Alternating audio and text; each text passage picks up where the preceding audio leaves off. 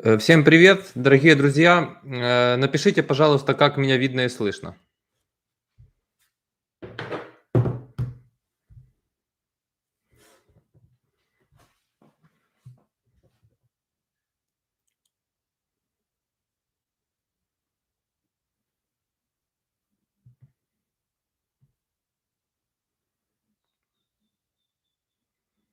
Друзья, жду от вас сообщения, как слышно и видно. Видно, слышно хорошо, отлично. Значит, все работает. Ждем всех. Звук хороший, отлично, отлично.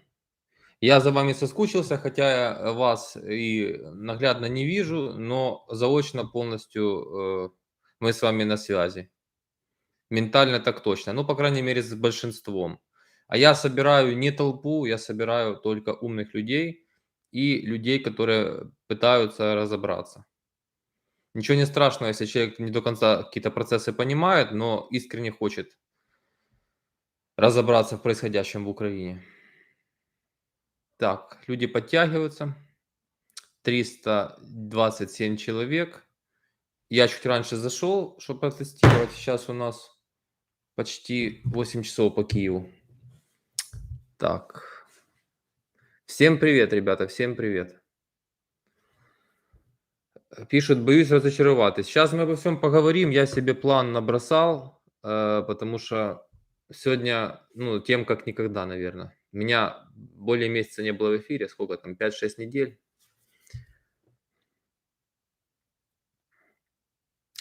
Пока толпа подтягивается, в хорошем смысле толпа, потому что у нас уже 410, отлично, отлично. Значит, пока всех ждем, давайте коротко о правилах стрима. Значит, я не могу говорить то, что запретили говорить адвокаты. Поэтому вопрос, как я покинул границы Украины, выехал за границы Украины, сразу пропускаем, я их не буду зачитывать, и отвечать на него я тоже не буду. Это первое. Дальше то же самое. Если человек задает даже хороший вопрос, но я ограничен в ответом юридически, я вам скажу, что извините, я пока не могу отвечать. Глупые вопросы пропускаю, и давайте конструктивными будем. На нормальные вопросы отвечу, и тем миллион. Я же говорю, набросал, чтобы ничего не пропустить, потому что это очень важно. 524 человека, интенсивность серьезная, люди добавляются, мы почти 3 минуты в эфире и 533 человека, отлично. Давайте будем потихоньку начинать. Вот люди пишут, я даже спрашивал у Холоденко, где вы. Спасибо, я с ней, кстати, перед стримом разговаривал по телефону. Так, поехали. Значит, давайте, я понимаю, что вас, надеюсь, что большинство из вас посмотрело мое вчерашнее видео, где я рассказал о причинах срочного такого выезда из Украины, и этот выезд оказался выездом в один конец. Давайте по порядку. Значит, я, когда вам рассказывал, когда Федоров, министр там, цифровой политики, или как это правильно сказать, анонсировал запуск этой системы в ДИИ Е-відрядження, я вам сказал, что мне нужно съездить в командировку, заодно я про вас, заодно я для вас протестирую эту систему. Никто ничего не запустил, обманули всех людей в очередной раз. Я тогда планировал выехать в одну из европейских стран, где мой товарищ ждал меня, который переехал туда, занимается бизнесом. И я хотел встретиться, посмотреть, что и как происходит. Потом тучи начали сгущаться, и мне начали поступать уже очень серьезные сигналы, про которые я рассказывал в вчерашнем видео. И я неоднократно упоминал, что часть моей семьи давным-давно живут в США, граждане Америки, и я собирался, у меня есть виза, я собирался несколько месяцев пересидеть, чтобы эти угрозы как бы потухли, вообще посмотреть, чем это все закончится. Продажа бизнеса изначально была до всех этих серьезных событий, потому что нет экономической никакой целесообразности больше его было вести, к большому сожалению моему. Потому что я вам хочу сказать, что некоторые сотрудники даже плакали. Я даже не смог нормально попрощаться с людьми, потому что я не хотел никого под удар даже по касательной ставить. Это все было довольно-таки нелегко, и именно по этой причине я пока не засвечивал там ни жену, никого у себя в соцсетях, потому что я прекрасно понимал, чем это может закончиться. Я всегда знал, в какой стране я живу, независимо от того, мир или война и кто президент. Вот, кстати говоря, один мой бывший сотрудник, который находится на передовой, которому я буквально перед выездом там чем мог помогал. Мы вчера тоже с ним связывались. Он, конечно, не имеет права говорить, где он. Я примерно понимаю, не могу этого сказать в эфире. Он попросил опять ему кое-что купить, и это дорогостоящие вещи. С моими друзьями-бизнесменами мы купим и передадим. Кто из вас захочет поучаствовать, я никогда этого не делал. Я в Телеграме у себя сделаю банку эту, ну, как бы монобанк, это система банка для сбора денег. Кто хочет поучаствовать, я кину ссылку, что это будет, но уже после, для того, чтобы сейчас пока враг этого не видел. Хотя там ничего сверхъестественного, это элементарные потребности, но это дорогостоящие потребности. Ладно, не будем отклоняться от темы. Значит, сожгли авто, которое зарегистрировано на мое предприятие, что юрлица будут закрываться, но как бы имущество еще оставалось, это несчастная машина. Ну как несчастная, стоимость этой машины там тысяч, наверное, 7-8 долларов. Ее сожгли. Я жду экспертизу, я все документы опубликую. Потом я рассказывал, что мне поступил звонок от очень серьезного человека, который находится в Украине. Друзья, нас почти 1000. Ставьте лайки, очень прошу, поставьте все лайки. 850 человек на стриме, 225 лайков. Кому не сложно, поставьте, пожалуйста. Значит, потом мне сказали, что тобой будут плотно заниматься.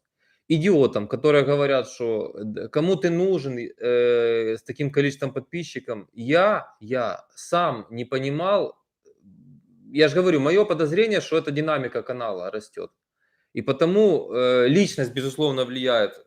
Потому что я человек нескромный, да, и если идиот сидит перед камерой, то там хоть 500 тысяч подписчиков, хоть миллион, никакого влияния у этого человека может не быть, и никто не чувствует в этом опасности. Кроме того, зависит от того, с кем общается конкретный человек, который в публичном пространстве, какая у него есть информация. Поэтому все это, наверное, было как-то сопоставлено. И я вам рассказывал, что на меня вышли спецслужбы. Я не хочу подробно об этом говорить, потому что как раз подробно мне именно об этом запретили адвокаты рассказывать. Ну, все было довольно-таки серьезно. Я чего опасаюсь? Я не хочу общаться с людьми спецслужб, которые Украине помочь, пожалуйста. Но я боюсь попасть под агента ФСБ. Вот и все. Вот мое опасение. Потому что я против России не на 100%, а на 150%. И я еще в юности понимал, что у нас рано или поздно будет война. Что это не братский народ. К сожалению, конечно, что такие соседи. Вот почему. И сопоставив все это, ну, нужно быть шизофреником для того, чтобы остаться и отдать под растерзание себя и остатки имущества. Вот и все. У меня остались кое-какие обязательства перед людьми, которые находятся в Украине. Я их выполню. Люди там самые разные, порядочные люди. С многими мы в хороших отношениях как бы закончили, и в том числе с международными компаниями. И я о них хорошего мнения. И они обо мне хорошо, мне, например, рассказывают, отзываются. Это приятно. Есть непорядочные люди, которые не понимают, что такое война. Ну, я уже достаточно взрослый, чтобы не разочаровываться в людях. Для меня все понятно. С такими людьми я прекращаю любые общения и взаимоотношения, независимо от того, кто они. Вот. Но перед всеми все обязательства будут выполнены в полном объеме. Разного рода обязательства. Теперь идем дальше. Как я попал в США, я сказал. Идиотам, опять-таки, много идиотов, друзья, пишут, что да ты you for you, United for Ukraine, вот твое беженство. Вообще какую-то глупость. Я не уезжал по программе United for Ukraine. Я не уезжал, хотя мог легко это сделать. Я по туристической визе уехал без цели оставаться в Америке навсегда. Когда начались все эти уже очень серьезные сигналы, находясь здесь, у меня уже не было другого выхода.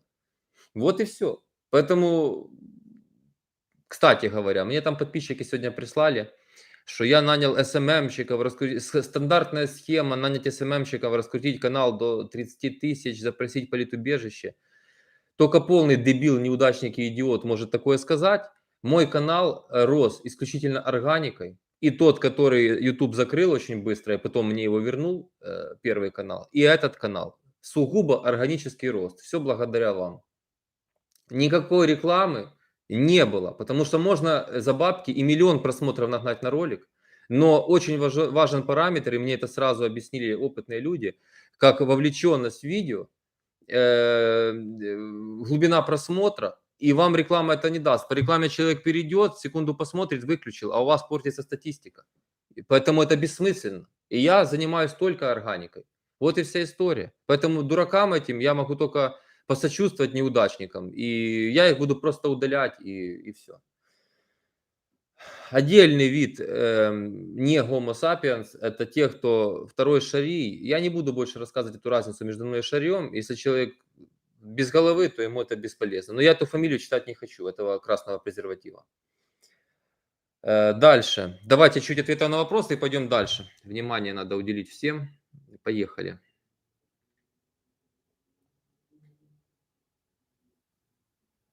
Так, спасибо за хорошие слова. И на твой Украин расскажи подробнее. Я не уезжал по этой программе, повторяю еще раз. Информации в интернете море. Мои знакомые, мои близкие некоторые уезжали по этой программе. Нет, Михаила Чаплыгу не читаю, потому что он такой же презерватив, как и Шарий. Мне не интересны люди. Вот давайте разберемся. Когда я только вышел в YouTube, первое, что писали, ты работаешь за бабки. И до сих пор кто-то там написал, интересный проект. Типа, что я проект. Ну, совсем без головы. Ты работаешь за бабки. Людям объясняю, что я бизнесом 10 лет занимался в Украине. Они мне сегодня пишут, ты за русские деньги переехал в Майами. А, на какие ты деньги в Майами переехал? Ну, понимаете, идиоты, просто идиоты. Эта версия, ну, у большинства даже там хейтеров не получилось. Вторая версия. Ты хочешь политику. Стандартная, теперь уже это стандартная схема, там, значит, публичная активность, ты в политику хочешь. С первого дня мои постоянные зрители и подписчики не дадут соврать. Я всегда писал, я в Украине заниматься политикой не планирую. В итоге я оказался в Америке. Какая политика в Украине меня интересовала, скажите, пожалуйста. Эта версия откололась.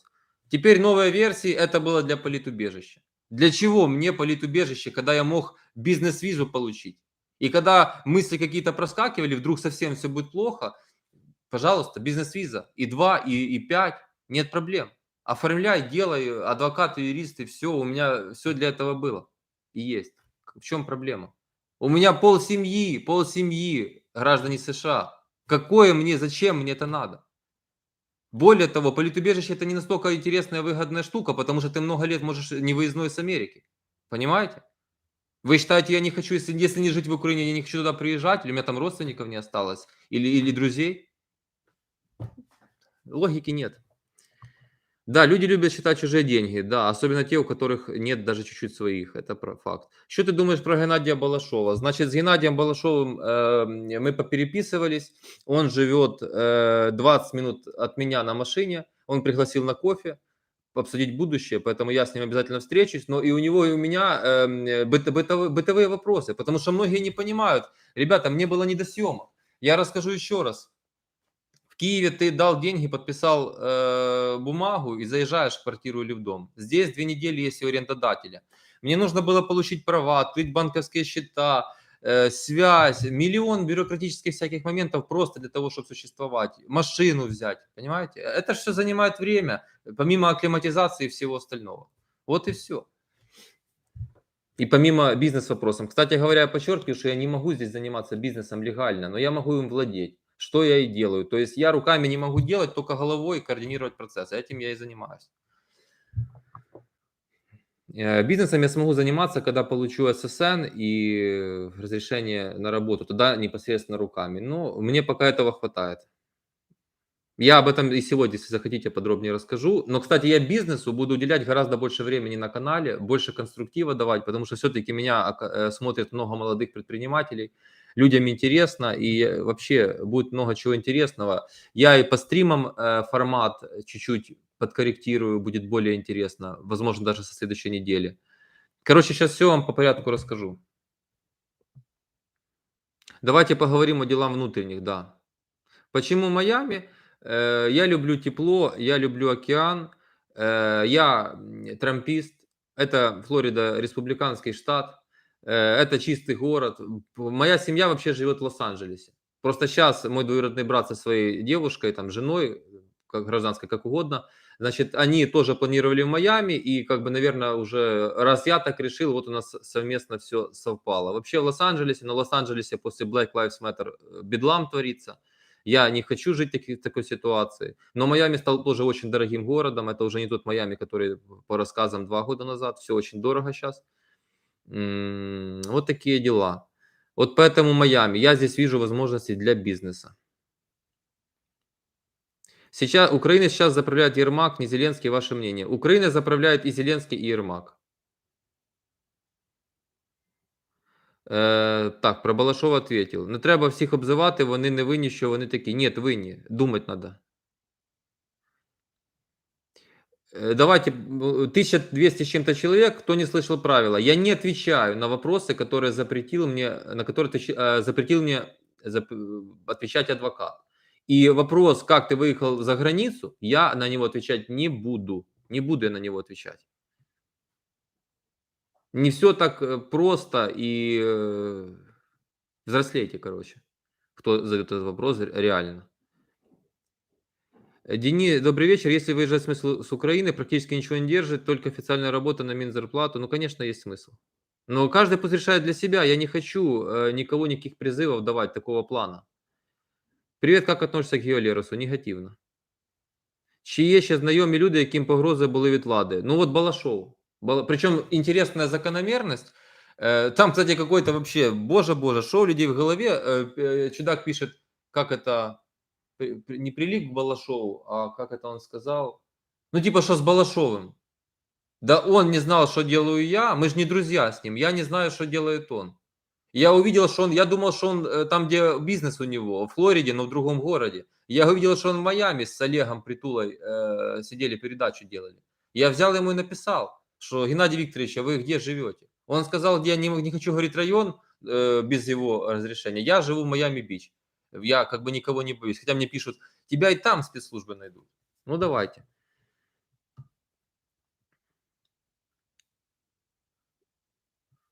Сейчас про бизнес расскажу. Про що будуть наступні відео? Значить, відео будуть про внутрішні дела України, про міжнародні дела, які зв'язані з Україною, і про бізнес. И про бизнес, и про те, самое главное, я говорю, будет целый цикл видео. Я все время вам говорил, капитализм нужен, либеральная экономика, вот все такое. Я покажу вам на конкретных примерах, как это работает в Америке. От самых бытовых вопросов, как пилятся бабки чиновниками и как это работает в нормальной системе. И чтобы уже не говорили, популизм, невозможно, еще что-то, у нас все хорошо, не на часе. Вот посмотрите, как не на часе. Это, не, это ну, все, живем, все посмотрите. Ничего не придумаешь уже. Не думайте потом назад возвращаться в Украину, если вернетесь, вас тут не встретят. Я не хочу над этим сейчас думать.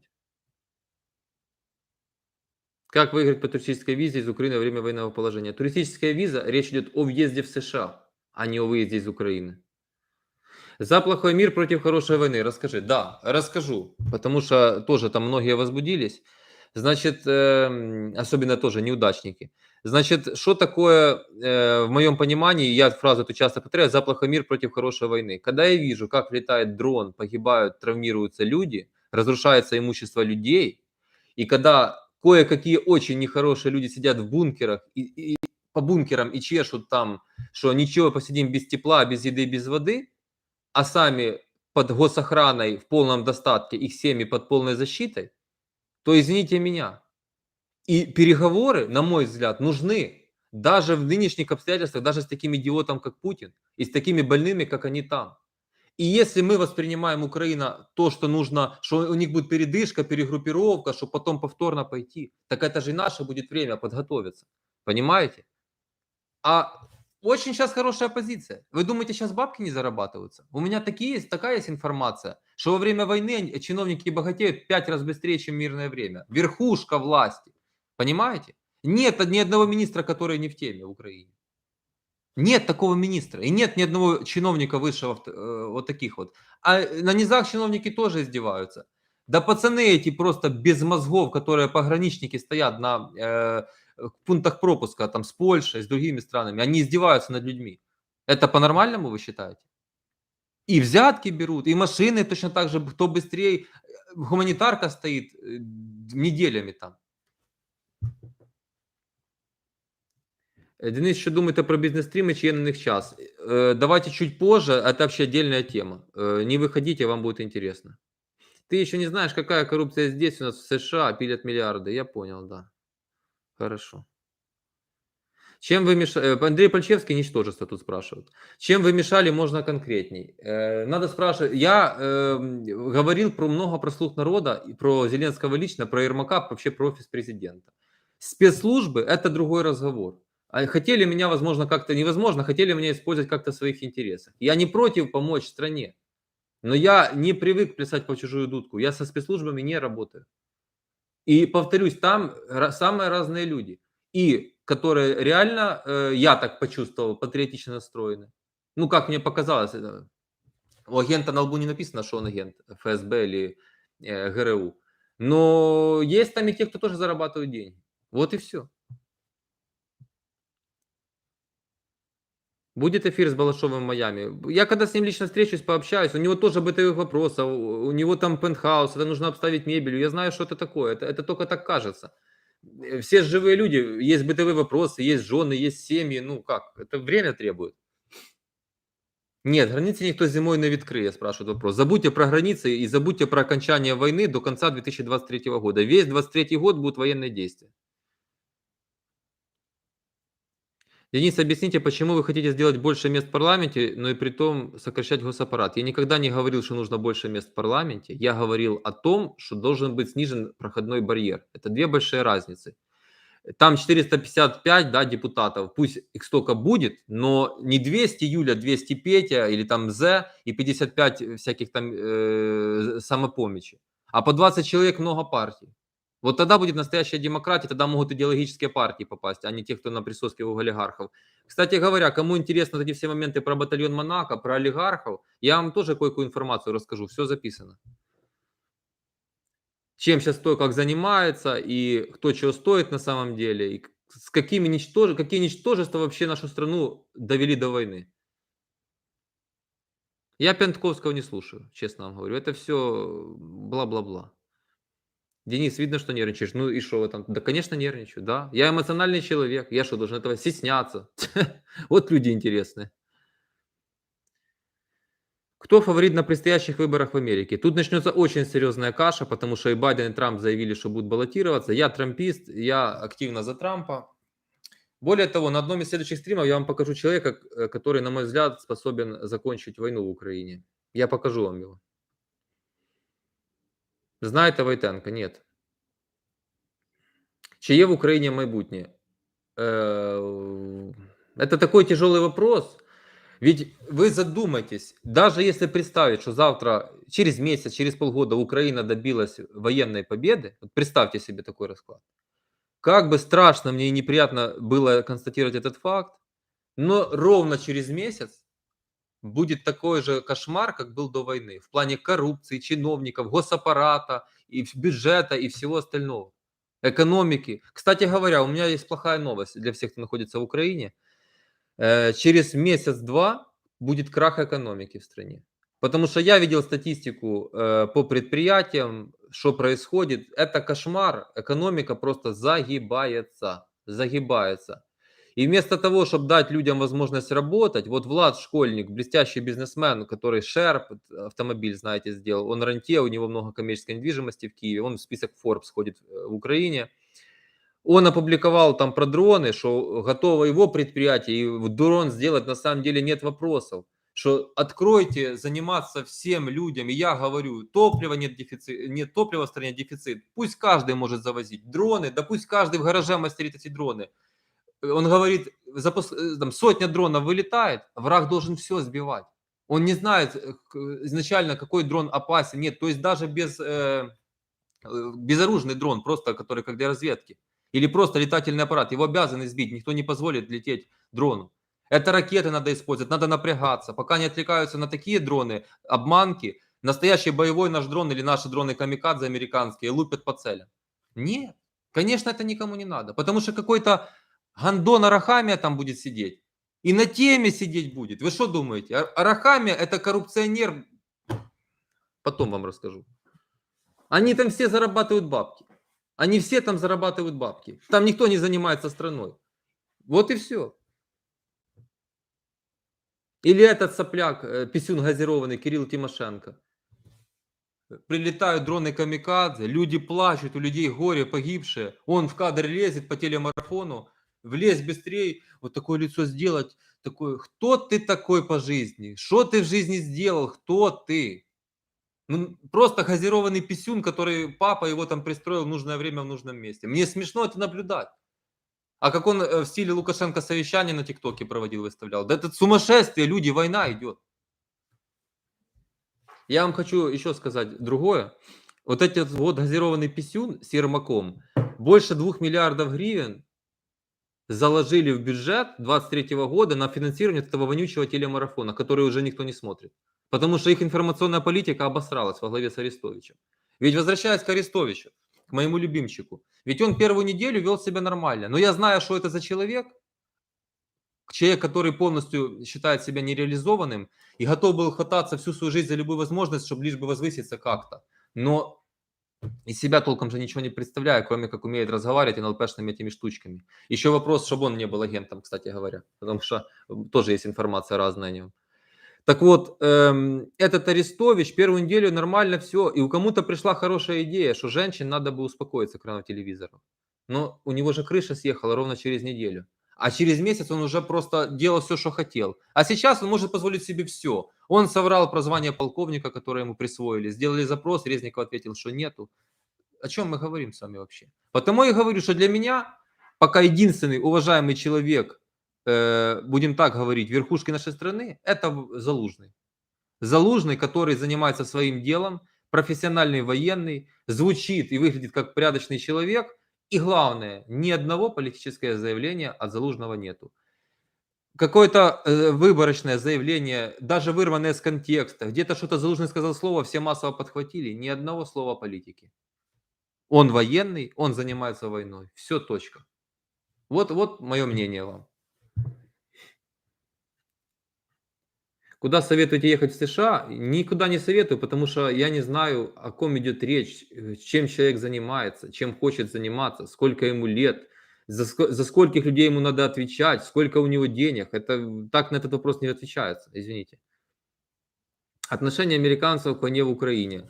Я вам хочу сказать, пока я был без машины, я ездил на Uber, и был мужчина из Венесуэлы.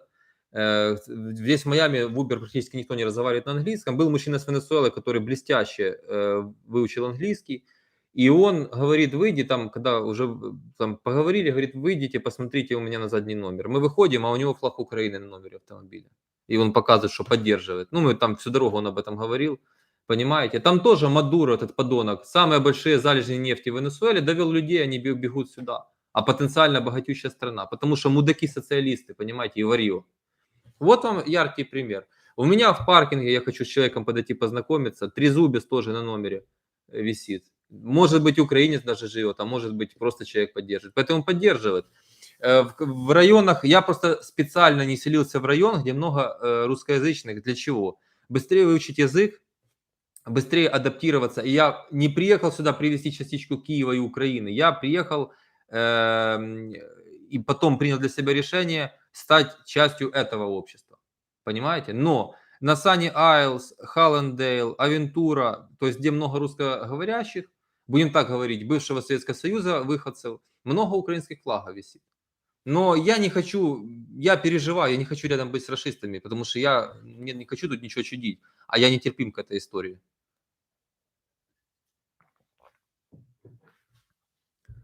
Так. Ти готовий підтримати Балашова по просуванню системи 5.10 на території України?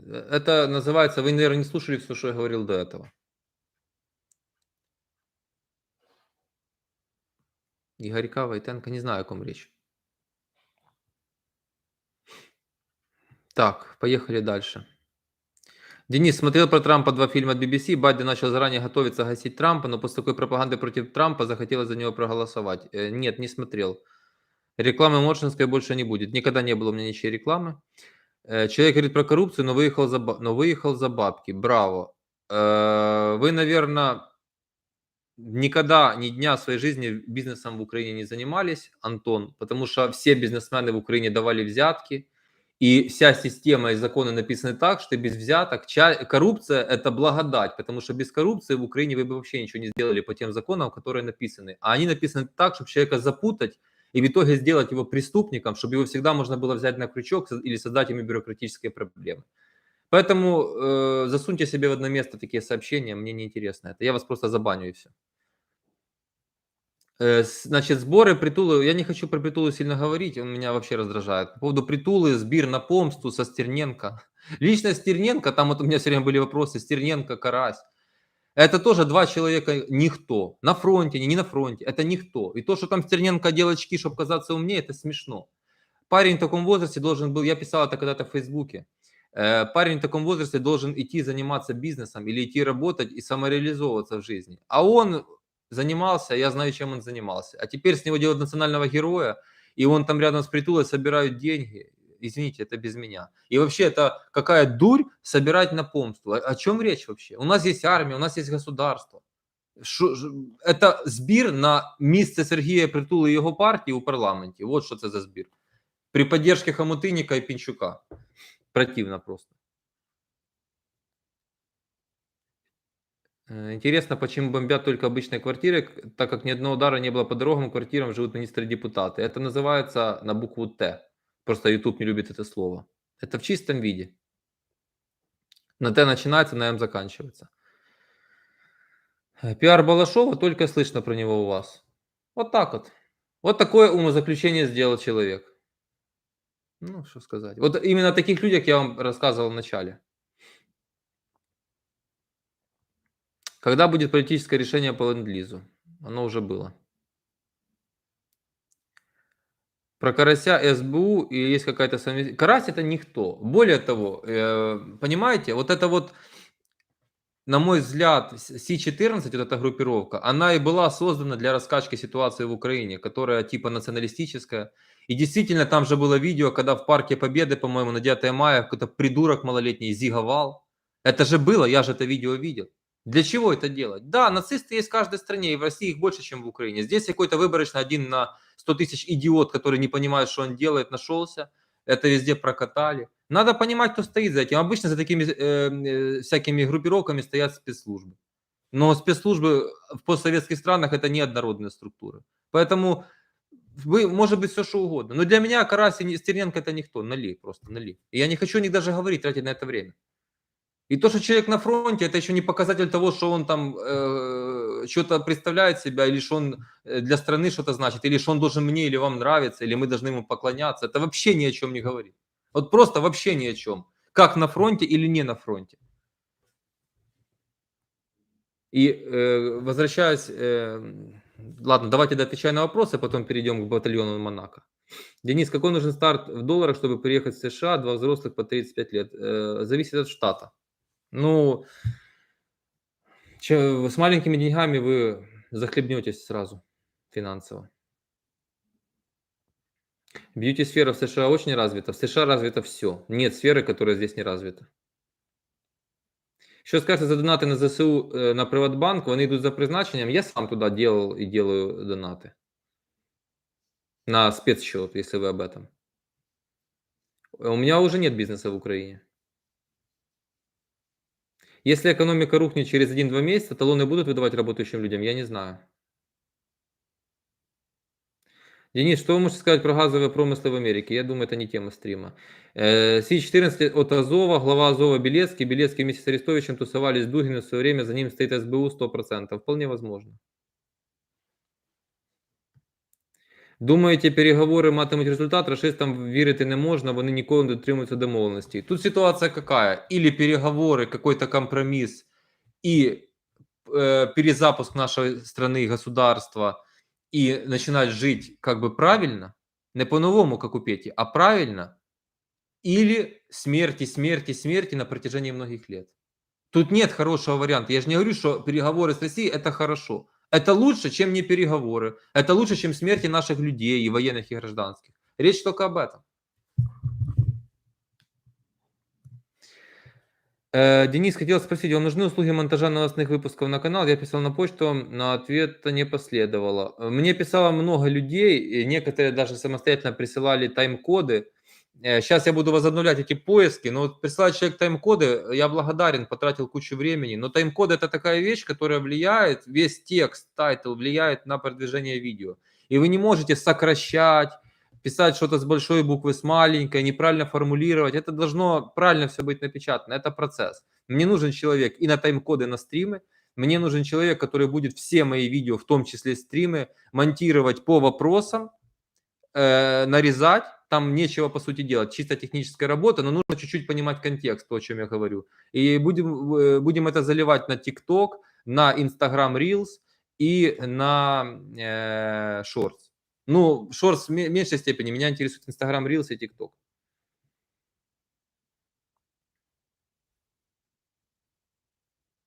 Знаєте канал Очаков ТВ? Нет. Що скажешь про Лачена? Я дивлюсь його новини про Україну в ТГ, правильно роблю. Вы можете смотреть новости и вообще всех, кого вам нравится. Лачен этот, или Лачен, как его там правильно, это очередной мальчик, который никто, ничего, и просто превратился тоже в проект. Если вы думаете, что за ним никто не стоит, то это все смешно. Это все сказочки, этот канал полностью курируется. 100% информация. Вы с Балашовым создали батальон Майами? Да, точно.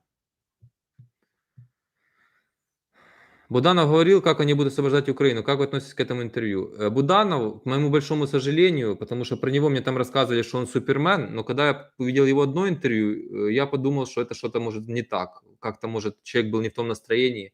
Второе интервью. Это соревнование с Арестовичем, кто больше медиа внимания привлечет. Это просто в голове не укладывается, что человек на такой позиции серьезной может такие абсурдные вещи говорить. Поэтому извините. У нас в Украине есть не проекты, люди, которые говорят от себя. Наверное, такие люди есть. Если вы мне просто скажите там, например, и я скажу да или нет. А якщо Березовца? Боже, боже. Ну, как вы не видите, что ничтожество, которое сегодня поет одну песню, завтра другую, третью, без позиции абсолютно. Кто платит бабки, заказывает музыку, тот и главный. Такие как Березовец и прочие. Люди, это же очевидно.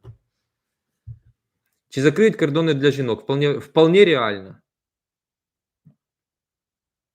Денис, как вы относитесь к новому прем'єр-міністру Італії? І що этот вопрос не изучил досконально. Чому Трамп каже, що зменшити підтримку України, якщо прийде до влади? Трамп дословно не говорил. Вы, пожалуйста, не украинскую правду читайте, а читайте, переводите хотя бы через Google переводчик первоисточник и понимайте правильно контекст. Но у меня такой вопрос. 1644 человека сейчас онлайн. Я благодарен каждому из вас. Это много для небольшого канала, как у меня. У меня к вам вопрос. А почему люди, вы считаете, или мы, вернее, считаем, что нам должен весь мир и должны американцы, которые, извините меня, живут правильно, которые вкалывают с утра до ночи, должны финансировать ту страну, которая 30 лет ни хрена у себя не построила? Это я говорю при том, что там сейчас полно моих родственников осталось в Украине. Просто вопрос справедливости. Хотел бы я, чтобы США финансировала? Да, хочу до сих пор и всегда буду хотеть. Но давайте будем справедливыми. Даже если кто-то из американских политиков, Байден, Трамп, неважно, президентов, начнет урезать. А почему нам все должны? И я вам хочу сказать, что все успехи сейчас наши на фронте и с тем, что мы не потеряли страну, связаны исключительно с США и другие партнеры и украинский народ. Украинский народ – это пацаны из ЗСУ, это волонтеры и все в тылу, все, кто находится в Украине. Вот и все. Поэтому, когда там про фантастику, без американского оружия ничего мы не сможем, к большому сожалению. Потому что за 30 лет разворовали, вот вчера взяли Богуслаева, глава Мотор Сичи, которая там, что там, двигатели, прицелы или что там делалось для российских этих, за сотрудничество за госизмену. Вы представляете, человеку за 80 лет, у него активной жизни осталось уже, может быть, пару лет. Куда он собирался тратить эти деньги? Что происходит вообще? К Навальному отношусь негативно. Он ни одной я от него идеи ни одной не услышал. Но он меня мало волнует, потому что меня Украина волнует, а не Россия. Да, мы превратились в попрошаек, очень противно, в это время властимущие набивают карманы. Так о том и речь. Те плохие нам не помогают, те негодяи нам не помогают. А что нам должны помогать? Скажите, пожалуйста, ничего за 30 лет мы не сделали. Ничего и никто за 30 лет не сделал. Тотально 4000 госпредприятий. Ну как-то Америка прекрасно живет без госпредприятий. Все частное, капитализм. А по Майами ходит бесплатный троллейбус. В капитализме там проклятом. Как это может быть? И метро там в даунтауне ходит такие специальные тоже, как наземное, бесплатно. Как это происходит все? В капитализме, не социализм. А там рассказывают 30 лет социализм, все бесплатно. Сенька слушает, да ест. Эти верили, пенсионеры и все прочие. Вот вам итог, война. Теперь давайте, пожалуйста, извиняюсь, паузу, на все вопросы отвечу, не стесняйтесь потом дублировать. Давайте про Зеленского конкретно, потому что Зеленский это сейчас очень важно к пониманию.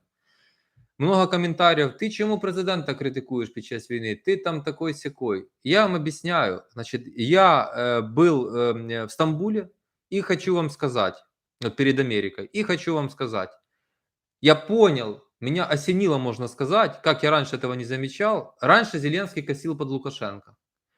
И когда только пришел. И он с ним был готов там целоваться в губы, он видел себя по такой же модели. Я не знаю, откуда у него это, но Зеленский глубоко советский человек.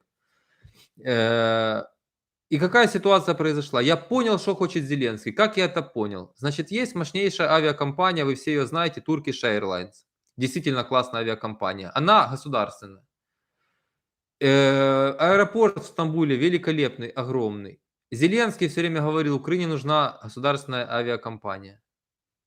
И все его такие вот маневры, это все копия Эрдогана. Зеленский, почему у Зеленского есть личные отношения с Эрдоганом? Дружба, приятельство, помимо политических вопросов. Если вы помните, Зеленский ссылался по поводу вагнеровцев сорванной спецоперации на то, что он не мог, как Эрдогану, как другу, сделать там такую подлянку и все в таком духе. Интересно, да, страна, которая у нас сорвалась такая спецоперация, вагнеровцев, которые сейчас убили кучу наших пацанов. Нормально. И все замолчали. Все, Зеленский хороший, Ермак хороший. Никто за это не ответил, и информация замялась. Так вот, ролевая модель для Зеленского, как для президента, Эрдоган. Все, точка. Это диагноз. Он вообще не понимает, что происходит. Он вообще не разбирается в экономике. Сейчас украинский народ заложники ситуации. С одной стороны, падла Путин напирает. С другой стороны, взяли в заложники мужчин, не выпускают со страны. И вообще взяли в заложники всех людей. Ты сейчас будешь что-то против государства, так как бы тут скажут тебе, тут же Россия, ты хочешь в России жить. И люди в безвыходном положении. Любят и хотят жить искренне в Украине. Вы думаете, мне приятно было с Киева уезжать? Или мне этот процесс понравился сильно? Понимаете, к чему я веду?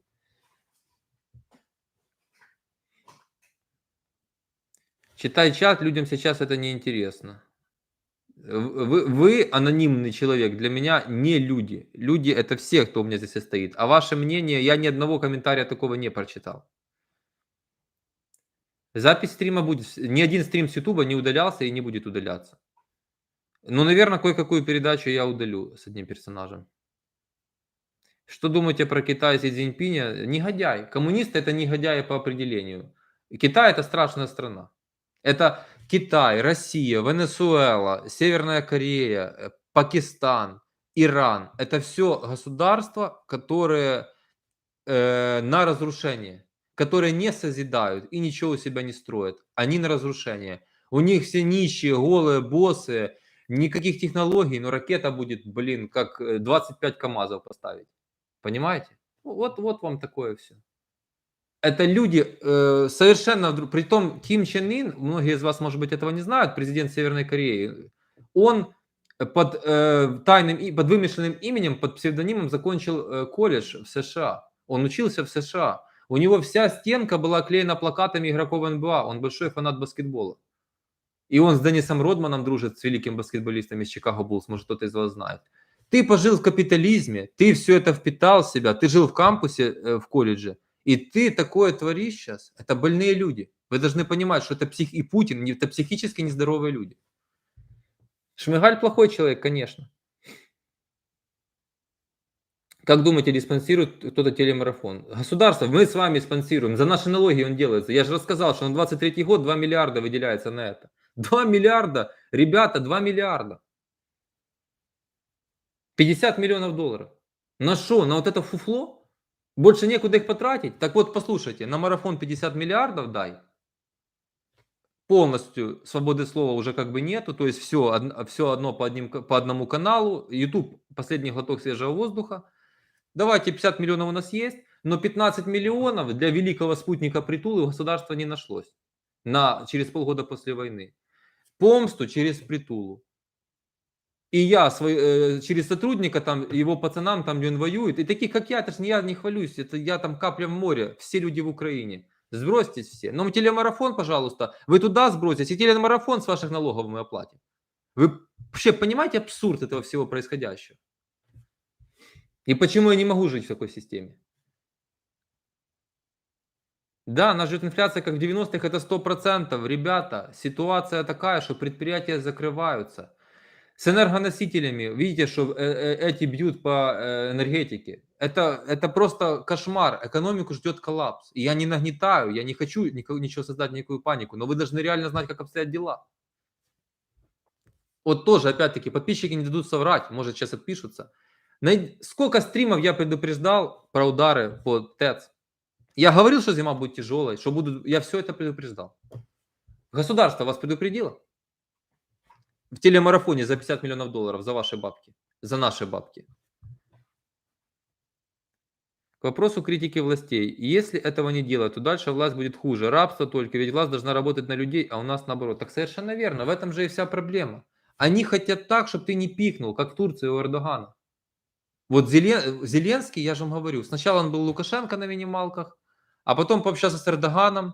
Тот, наверное, ему там объяснил: ты не понимаешь, Володя, тут в больших странах надо как Путин, только вот так держать народ. Все, по-другому они не понимают.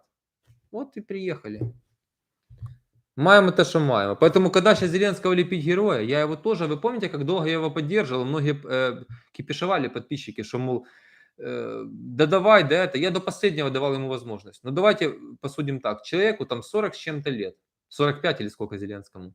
Или, да, примерно так. Сколько тебе надо еще аргументов, чтобы понять, что Гетманцев это подонок, который уничтожает и не работает на Украину, что Ермак это мутный чудак. Сколько еще надо было пройти? Вот эти министры, вот этот Шмыгаль. Ты вообще что-то понимаешь, что происходит? Или это чего брата? Не Ермака брата НАБУ брала за то, что он должность пытался продать, порешать вопросы через братика своего? Где эта история? Забылась, замялась? Ну это же не я предлагал, это же брат Ермака предлагал. Ты говорил, что Зеленский волк в военной шкуре. Нет, не военной, вы, наверное, печатались, в овечьей шкуре. Зеленский это волк в овечьей шкуре, потому что он такой либерал, иногда хочет казаться, но при этом все делает как диктатор. Що можна зробити народу зараз для боротьби з нечистими чиновниками?